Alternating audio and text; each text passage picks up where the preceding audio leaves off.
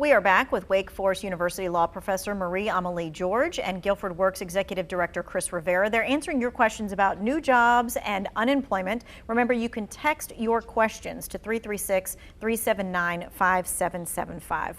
Okay, let's start with this one here. My unemployment benefits are going to be exhausted this week. How long will it be before I'll get extended benefits? So there are a couple of different programs, and what happens really depends on the program. If you are getting state unemployment insurance, before that runs out, there will be a link to apply for federal pandemic unemployment emergency compensation, and that program lasts 12 or 13 weeks, and then the week before that ends, you'll have the opportunity to apply for pandemic unemployment assistance.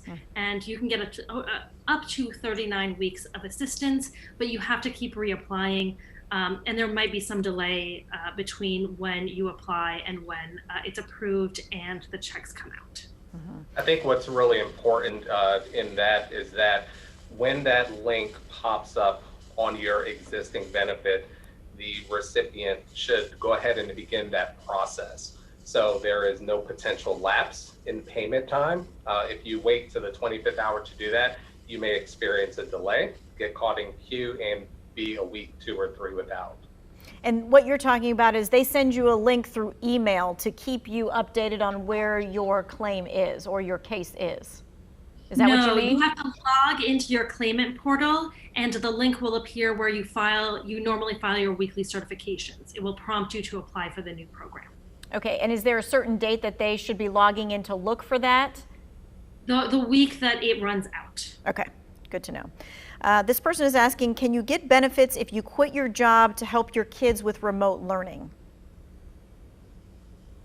I know at the beginning, at the CARES Act, there was some way for you to be able to stay at home to be able to do that, but that doesn't have anything to do with unemployment benefits. Yeah, I take a stab at that by saying that under normal circumstances, if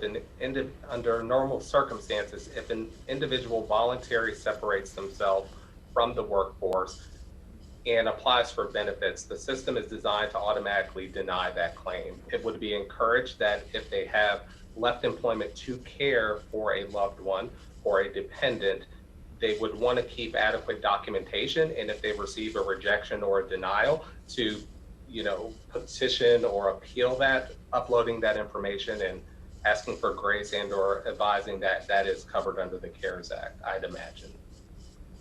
Yeah, so PU, Pandemic Unemployment Assistance, provides benefits for people who have to stay home to care for children and to care for those who are sick with COVID. But if you are receiving state unemployment insurance, you will have to switch programs. You cannot do both. Understood. No.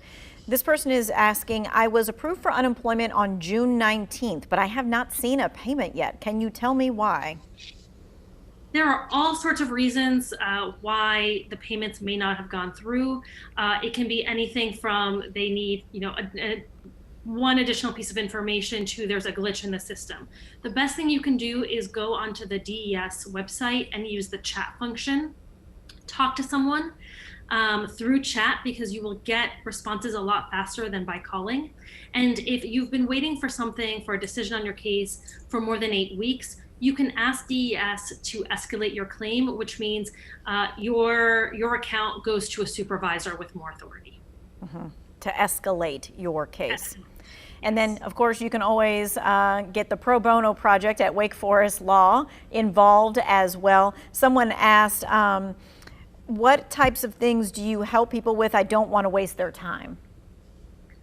We answer any questions you have about applying for any type of unemployment benefits, and sort of guiding any questions you have about the process for getting those benefits, which can include the application, it can include providing information to DES or appeals.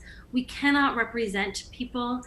So if you have an appeal scheduled and you want an attorney there, we are not providing that kind of representation, but we can give you the contact information for attorneys. And the information is up right now full screen so people can see that. So if you have a question, it is wfu.law/ask.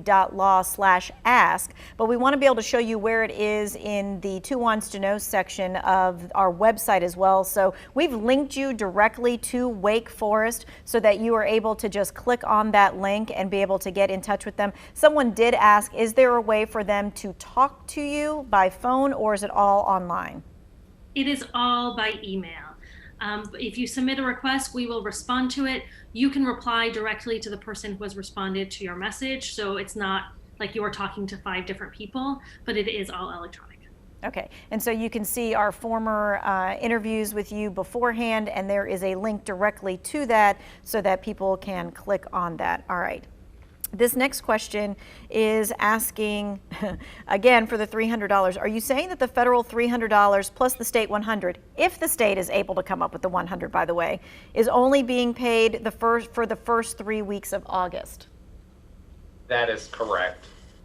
And that is only for if you worked during that August 1st and recertified, that August 8th and recertified, that August 15th and recertified. Those 3 weeks only right now. We don't know if that will be extended or not. For right now, that extra $300 supplement is only for those 3 weeks, correct? That is correct. And we understand that FEMA, which is the entity that is having their funds tapped for this, will assess and or analyze the situation after funds have been distributed and assess if there are additional resources that may be able to be made available.